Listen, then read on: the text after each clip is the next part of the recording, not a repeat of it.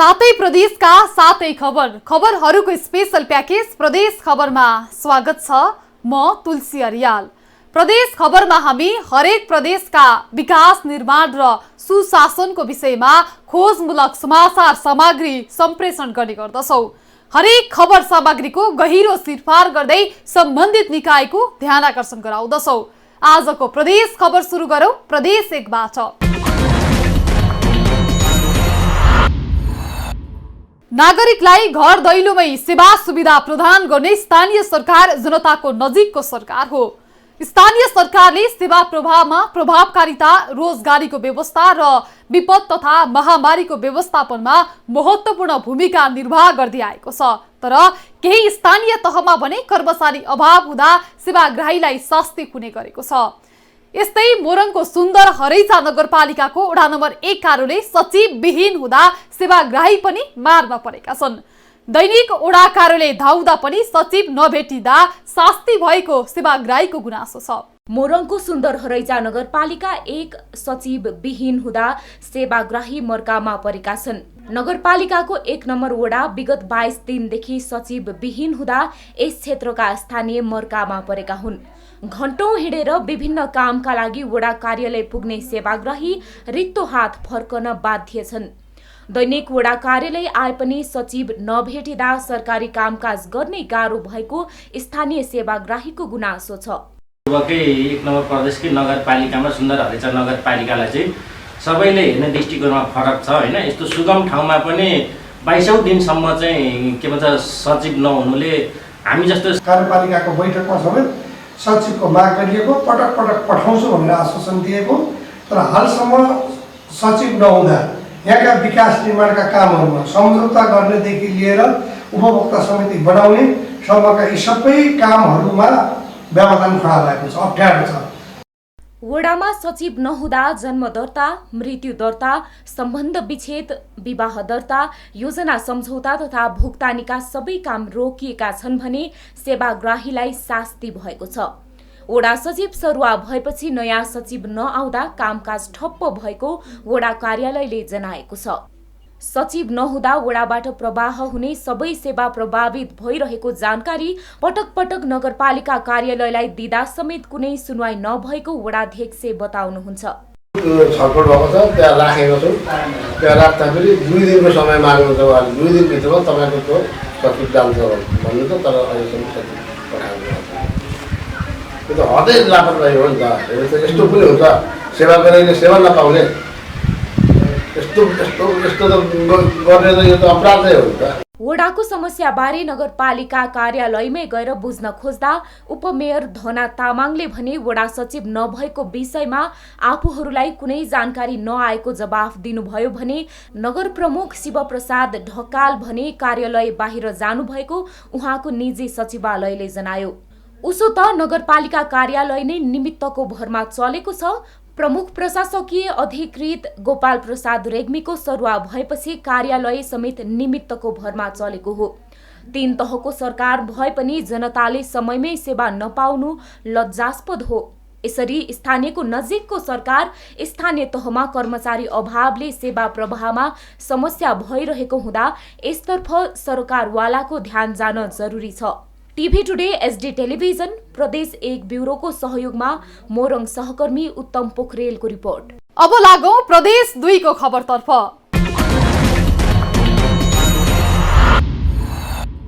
रौतहटमा काठ तस्करहरूको बिगी बढेको छ। रौतहटमा विभिन्न वनहरूबाट रुख काटेर काठ तस्करी गर्ने समूहहरू सक्रिय भएका हुन्। तस्करहरूले जंगलबाट बहुमूल्य सखुवा प्रजाति लगायतका रुखहरू काटेर गोलिया बनाई तस्करी गर्ने गरेका छन्। जिल्लाको चन्द्रपुर, गुजरा तथा वृन्दावन नगरपालिकाका विभिन्न राष्ट्रिय तथा सामुदायिक वनहरूबाट खुलेआम काठ तस्करी हुने गरे पनि सरकारवालाहरूले कडा कदम चाल्न सकेका छैनन्। रौतहटको राष्ट्रिय तथा सामुदायिक वनहरूमा काठ तस्करी बढ्दै गएको छ। जिल्लामा रुख काटेर काठ तस्करी गर्नेहरूको समूह नै सक्रिय भएको हो। जिल्लाको चन्द्रपुर नगरपालिकाको गैडटार, फुलवारी, हिलेखोला, धनसार, लमाहा, गुजरा नगरपालिकाको रङ्गपुर, यस्तै चौसा एवं वृन्दावन नगरपालिकाको वलेरी लगायतका वनहरूबाट तस्करहरूको समूहले काठ तस्करी गर्दै आएका छन्। दिनदहाडै काठ तस्करी भइरहेको बारे वन कार्यालय तथा वन कर्मचारीहरूलाई जानकारी दिँदा समेत व्यवस्था गर्ने गरेको र तस्करहरूसँग वनका कर्मचारी समेत मिलेको आशंका स्थानीयको छ। दिन रात चलिराखेको छ, साइकल चलिराखेको छ, आई माईहरू लोग्ने मान्छे मिलेर टाउकोमा पनि ओसाडिराखेको छ। कतिचोटि मैले फोन गर्छु, ए भाइ यस्तो भइराखेको छ, फोनै उठाउँदैन। गएपछि भेटेको बेलामा भन्छ मुखियाजी के गर्ने, आई माई छ के गर्ने। लेकिन आई माईले डक्का गऱ्यो भने, खुन गऱ्यो भने आई माईले नसमाउने, त्यसको लागि जेल छैन। तस्करहरूले बलेरीको जंगलमा दिनदहाडै सालका रुख काट्ने र रातिको समयमा गोलिया बनाएर साइकल तथा मोटरसाइकलमा राखेर बिक्री गर्न लैजाने गरेको भए पनि वनका कर्मचारीहरू नै वन तस्करसँग मिलेको हुँदा नियन्त्रणमा आउन नसकेको स्थानीयको आरोप छ। के गर्छ सर, तपाईँको साइकलबाट सँगै पनि पैसा लिन्छ, त्यो कडी यहाँबाट चिराएर बेच्छ भने उसँग पनि पैसा लिन्छ। त्यो वनले पुरा मजाले बेचिरहेको छ जङ्गल। के पहिला त्यो ठिक थियो, अहिलेको जुन स्टाफ आएको छ नि त्यो पुरै जङ्गल बेचिरहेको छ। अहिले दिनहुँ तपाईँको बस्नु 2 घन्टा आज बस्नु छ, हेर्नुहोस् न कतिको काठ गइरहेको छ यहाँबाट। जमदारलाई भन्दाखेरि त्यो पनि नटेर्ने होइन, हामी टाइट गरेका छु। रात दिन काठ गइरहेछ, तपाईँको नियन्त्रण केही गरिरहेको छैन यिनीहरू यो वनले। विगतका दिनहरूमा काठ तस्करीका लागि टायर गाडा, गोरु गाडा तथा ट्र्याक्टर प्रयोग गरिने भए पनि अहिले भने तस्करहरूले साधारण साइकलको सोरुम नै परिवर्तन गरी नयाँ डिजाइन बनाएका छन्। तस्करीको लागि डिजाइन गरेको साइकलमा 2वटा चक्का बीचको त्रिभुजाकार भाग हटाएर त्यसको ठाउँमा मोटो फलामको गोलाकार डिजाइन गरेका हुन्। यसरी बनाएको साइकलबाट एक पटकमा करिब 16 क्युफिटसम्मको काठको गोलिया तस्कर गर्न सक्ने जानकार बताउँछन्। रौतहटमा काठ तस्करी रोक्नको लागि सबै निकायहरूसँग समन्वय गर्दै आइरहेको भए पनि नियमित गस्तीका लागि जनशक्ति अभाव हुँदा प्रभावकारी हुन नसकेको वन कार्यालयले जनाएको छ। नियमित रूपमा बिहान बेलुका दिउँसो जतिखेर हुन्छ नियमित रूपमा हामी एउटा त हामी सेड्युलै प्रकाशन गर्छौँ। हरेक महिनाको सुरुवात पहिलो दिनमा त्यहाँ चाहिँ एकजना गस्तीको चाहिने प्रमुख हुन्छ अधिकृत, त्यसपछि चाहिने हाम्रो सबरहरू हुन्छन्, त्यो टोलीले चाहिने दैनिक रूपमा गस्तीहरू परिचालन गरिरहेको हुन्छ। डिभिजन वन कार्यालय, स्थानीय सरकार तथा प्रहरी प्रशासनले वन संरक्षण तथा तस्करी नियन्त्रणमा चासो नदिने हो भने सग्ला र अग्ला रुखहरू काटिएर वन उजाड बन्ने निश्चित छ। तसर्थ स्थानीयवासी, स्थानीय सरकार, प्रहरी तथा वन कार्यालय लगायत सरोकारवाला सबैले वन संरक्षणमा ध्यान दिन जरुरी छ। टिभी टुडे एसडी टेलिभिजन प्रदेश 2 ब्युरोको सहयोगमा रौतहट सहकर्मी अखिलेश कुमार यादवको रिपोर्ट। अब लागौं बागमती प्रदेशको खबरतर्फ।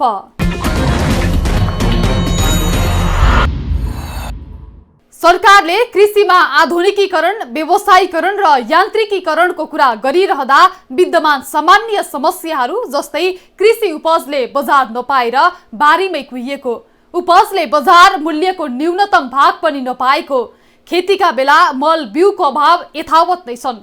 यस्तै बर्खेर हिउँदे बालीमा मलको चरम अभाव झेलेका चितवनका कृषक चैते धान खेतीको समयमा भने बिउ खोजीमा तडपिएका छन्। अहिले चैते धानको बिउ राख्ने बेला भए पनि बिउ नपाइदा कृषकहरू चिन्तित बनेका छन्। चितवनमा 4910 हेक्टर क्षेत्रफलमा चैते धानको खेती गरिन्छ, जसको लागि 445 मेट्रिक टन धानको बिउ आवश्यक पर्दछ। प्रति हेक्टर 4.23% औसत उत्पादकत्व हुने चैते धानको उत्पादन बर्खे धानको उत्पादन भन्दा बढी हुन्छ।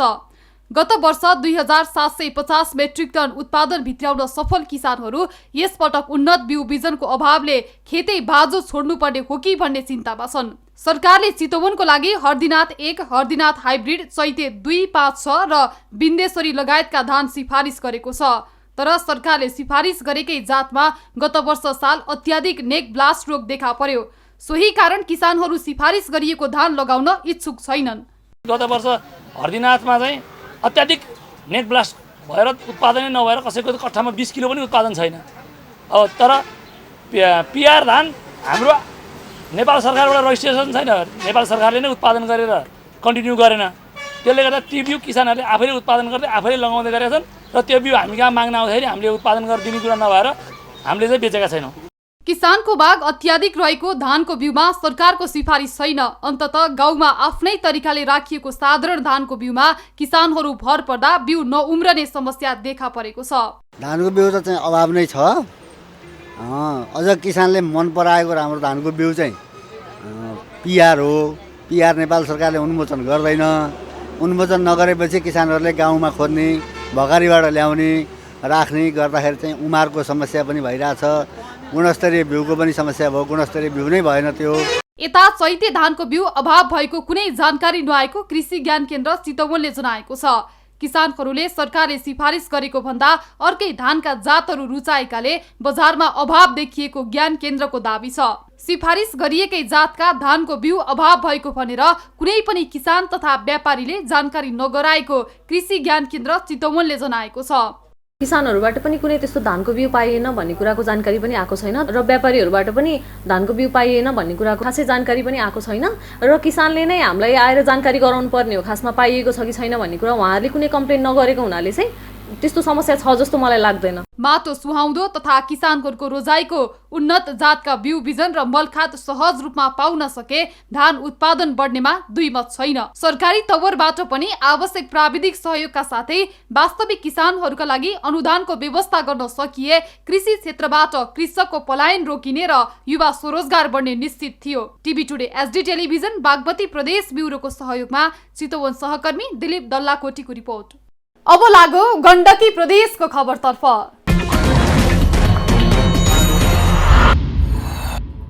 कोरोना महामारी नियन्त्रण गर्न गरिएको लकडाउन पछि गाउँ फर्किने क्रम बढेसँगै पर्वतमा झाडी फडारीको बहानामा सामुदायिक वनहरू अतिक्रमण हुन थालेका छन्। सामुदायिक वनको सिमाना सार्ने तथा खरबारी बनाउने जस्ता गतिविधिहरू जिल्लामा बढ्दै जान थालेका छन्। ग्रामीण भेगमा वन कर्मचारीको निगरानी नहुँदा सामुदायिक वनका केही पदाधिकारीकै मिलेमतोमा वन अतिक्रमणको चपेटामा परेको हो। पोखरा त साँच्चीकैको पोखरा नै रहेछ, माछा पुछ्रे फेवातालमा पौडी खेल्दो रहेछ। पोखरा त साँच्चीकैको पोखरा नै रहेछ। हो, पोखरा साँच्चीकै प्राकृतिक छटाले भरिपूर्ण सहर हो। पोखराको जहाँ उभियो त्यहीबाट लहरै हाँसेको हिमाल देख्न सकिन्छ। फेवातालको मनोरम दृश्यले सबैको मन लोभ्याउँछ। तर पछिल्लो समय पोखरामा मापदण्ड विपरीत बनेका गगनचुम्बी महलका कारण हिमालका दृश्यहरू छेकिन थालेका छन्। पोखरामा निर्माण भइरहेका कंक्रिटका अग्ला महलले पोखराको सौन्दर्यतामा नै चुनौती थप्दै गएका छन्। सानै कालेमा देखिनबाट माछा पुजाउन पुरै हेर्दै आए र ठुला ठुला घर बन्ने र हिमशिलाहरू छेकिँदै गए र पर्यटकहरू आएर के हेर्ने त। स्थानीय सरकारले चाहिँ ध्यान दिनु पर्यो यस विषयमा। पोखराको सुन्दरतालाई चाहिँ अलि चाहिँ सरकारले स्थानीय सरकारले ध्यान दिनु पर्यो। पछिल्लो समय बढ्दो शहरीकरण छ। बढ्दो शहरीकरणसँगै भौतिक संरचना पनि थपिँदै गएका छन्। पोखरामा बढ्दै गएको जनघनत्व र अव्यवस्थित रूपमा निर्माण हुँदै गएका संरचनाले पोखराको सौन्दर्यता कुरूप बन्दै गएको छ। प्राकृतिक सौन्दर्यताको विनाश मात्रै होइन, सहर असुरक्षित र कुरूप बन्दै गएको छ। हिजो बनेका थिए, हिजो यो नियम थियो, अब पनि त्यही लागू हुनुपर्छ भनिराख्दा चाहिँ हाम्रो अहिले इन्टरनेसनल एयरपोर्ट बन्न गइरहेको छ पोखरामा। भोलि इन्टरनेसनल एयरपोर्ट आउँदा पाहुनाहरू नेपालमा आउँदा के त्यो चाप हामीले थाक्न सक्छौँ? भोलि यही हिसाबले पाहुना आउने तर कोठा पुर्याउन नसक्ने अवस्थाले मात्रै हामी अगाडि गइयो भने होइन, अब त्यो एक दुई तलामा मात्रै सीमित राखेर गइयो भने पक्कै पनि यसले चाहिँ पुर्याउन सक्छ, यसले चाहिँ यहाँको पर्यटन क्षेत्र थेक्न सक्छ भन्ने लाग्दैन। र यसलाई चाहिँ एउटा ब्युटिफिकेसन, आज घर बनाउने भन्दैमा सबैले आफ्नो तरिकाले घर बनाइराख्दा पनि एउटा चाहिँ एउटा कलात्मक हाम्रो कलात्मक शैली झल्किने तरिकाले पनि एउटा घरहरू चाहिँ सरकारले चाहिँ बरु कडाइ साथ लागू गरेर चाहिँ त्यो अवलम्ब त्यसलाई नियम पालना गर्न खोज्यो भने चाहिँ राम्रो होला। पोखराबाट दर्जनौं हिमालका दृश्य अवलोकनदेखि मनोरम तालतलैयाको अवलोकन गर्न सकिन्छ। तर पछिल्लो चरणमा बढ्दै गएको अनियन्त्रित शहरीकरणले पोखराको पर्यटकीय महत्वसँगै पर्यावरणीय चुनौती समेत थपिदिएकोले पोखराको दिगो शहर विकासको योजना र नीतिको खाँचो देखिन्छ। यसर्थ यसतर्फ बेलैमा सम्बन्धित निकायको ध्यान पुग्न सकेन भने पोखरामा हिमाल र ताल देख्न र भेटाउन कुनै बेला मुस्किल पर्ने दिन पनि आउन सक्छ। TV today SD television Gandaki प्रदेश ब्युरोको सहयोगमा कास्की सहकर्मी अनिता घिमिरेको रिपोर्ट। अब लागौं लुम्बिनी प्रदेशको खबरतर्फ।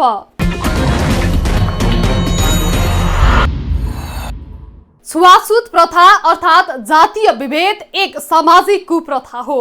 यो हाम्रो राष्ट्रकै एक जटिल समस्याको रूपमा रहेको छ। नेपालको संविधान 2072ले दलितका हक अधिकारको व्यवस्था गरेको छ। संवैधानिक आयोगको रूपमा राष्ट्रिय दलित आयोगको स्थापना समेत भइसकेको अवस्था छ।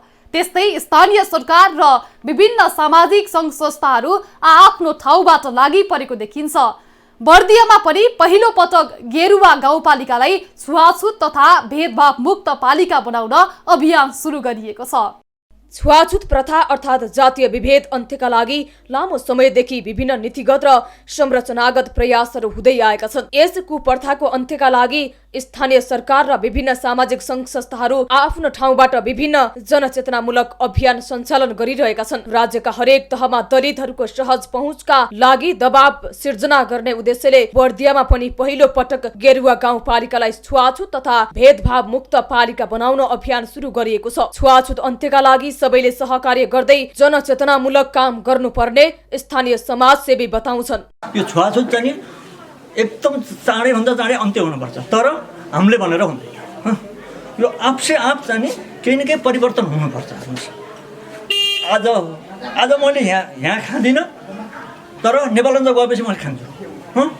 त्यहाँ उता गएपछि चाहिँ दलित हो कि होइन भने कसलाई के थाहा छ, थाहै छैन। त्यस कारण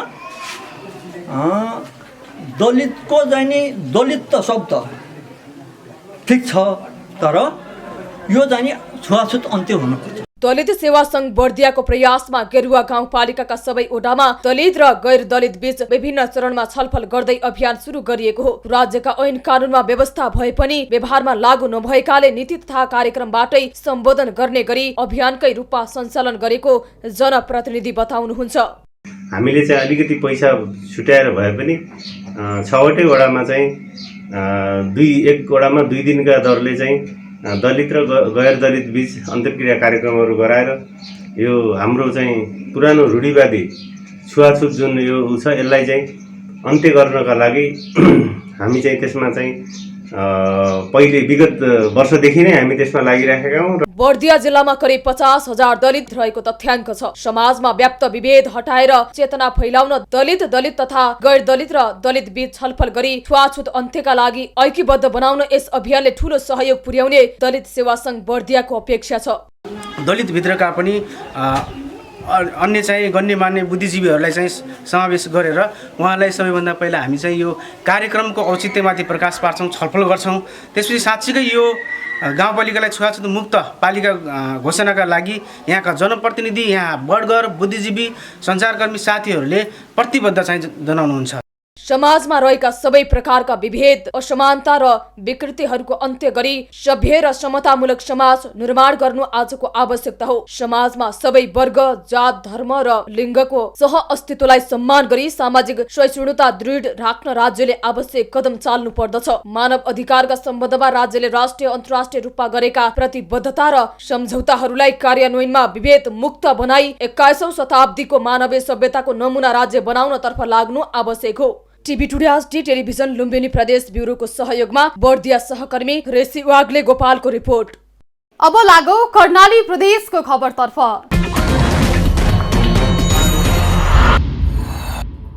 दैलेखको डुङ्गेश्वर गाउँपालिका ज्यामिरे टोलमा स्थानीयहरू आफैले खनेर सडक पुर्याए, तर सडक अझै सुचारू हुन सकेको छैन।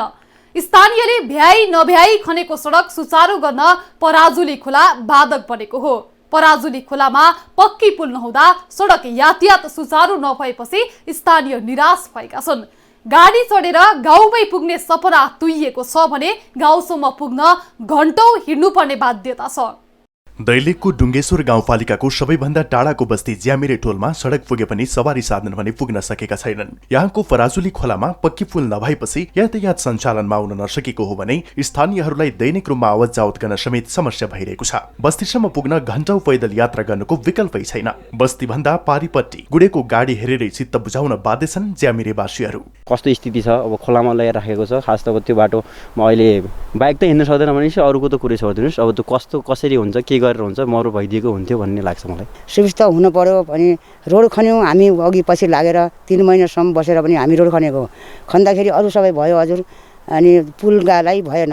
पुल किनकि वारिपारि बस हिँड्ने पुल बनाउनु दिनुहुन्छ कि भन्ने हाम्रो धेरै आशा छ।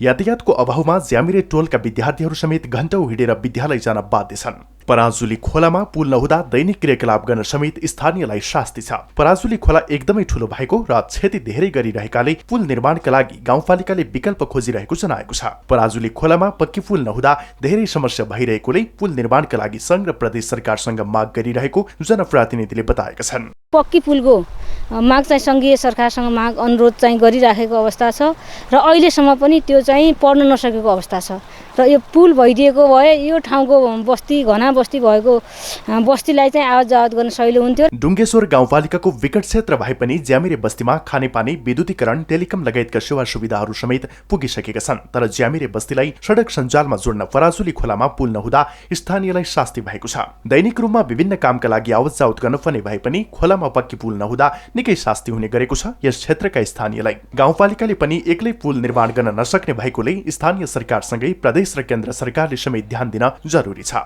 TV today SD television Karnali प्रदेश ब्युरोको सहयोगमा दैनिक सहकर्मी दिपेन्द्र कार्की बास्ताकोटीको रिपोर्ट। र अब खबरको अन्तमा लागौं सुदूरपश्चिम प्रदेशतर्फ।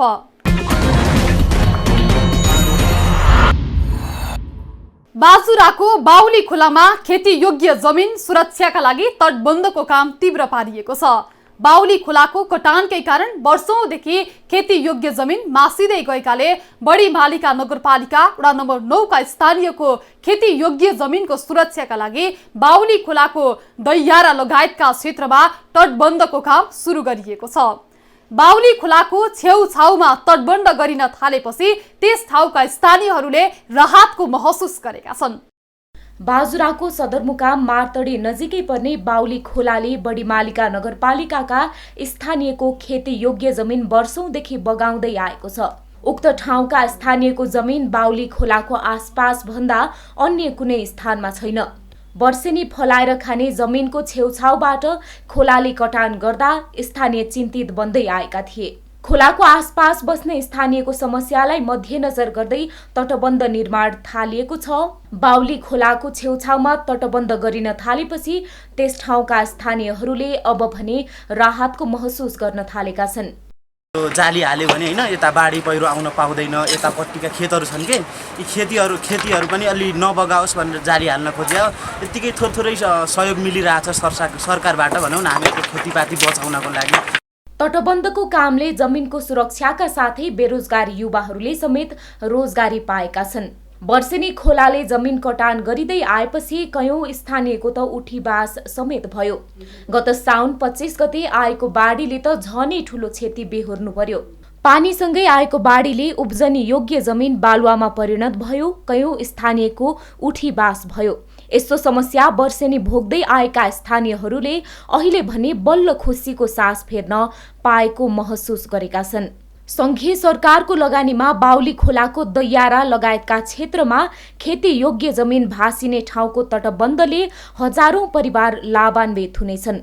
खेती योग्य जमिन सुरक्षाका लागि बाउली खोलाको छेउछाउको तटबन्ध निर्माणले यहाँका स्थानीयहरूले नयाँ जीवन पाउने भएका छन्। संघीय सरकारको लगानीमा 20 लाख रुपैयाँको सम्झौता गरी बाउली खोलाको दैयारा क्षेत्रमा तटबन्धको काम तीव्र गतिमा भइरहेको बढी मालिका नगरपालिकाले जनाएको छ। 50 लाखको डीपीआर निर्माण गरिएकोमा पहिलो चरणमा 20 लाख रुपैयाँ बराबरको काम हुनेछ। 150 मिटर लामो दूरीमा ग्याबिन सहितको तारजाली प्रयोग गरेर तटबन्ध निर्माण गर्न लागि 112वटा जाली त्यहाँ राख्ने काम पनि भइसकेको छ र अब केही दिनभित्रै त्यो योजना चाहिँ समयमै सम्पन्न हुनेछ। र अर्को योजना जो प्रदेश सरकारबाट जो उखाडी चौराटा खानेपानी छ त्यो पनि सम्पन्न हुन सकेको छ। खोलाको कटानकै कारण वर्षौंदेखि खेती योग्य जमिन मासिँदै गएकोमा तटबन्ध निर्माणपछि रोकिने स्थानीयको विश्वास छ। थप सुरक्षा गर्न तिनै तहको सरकारको ध्यान जान जरुरी छ। TV today SD television Sudurpashchim प्रदेश ब्युरोको सहयोगमा बाजुरा सहकर्मी प्रमित बिकको रिपोर्ट। सातै प्रदेशका सातै खबरको स्पेशल प्याकेज प्रदेश खबर आजलाई यति नै। प्रदेश खबरमा नयाँ खबरका सङ्गालो लिएर पुनः आउनेछौँ। हामीलाई TV today Nepal apps download गरी विश्वभर प्रत्यक्ष हेर्न सक्नुहुनेछ। साथै www.tvtoday.news.com मा गई हेर्न र पढ्न सक्नुहुनेछ भने फेसबुक, युट्युब र ट्विटरमा समेत फलो गर्न सक्नुहुनेछ। विकास निर्माण र जनसरोकारका विषयमा हाम्रो आवाज निरन्तर जारी छ। आजको प्रदेश खबरबाट म लगायत हाम्रो टिमलाई बिदा दिनुहोस्। टिभी टुडे एचडी टेलिभिजन हेर्दै गर्नुहोला। नमस्कार।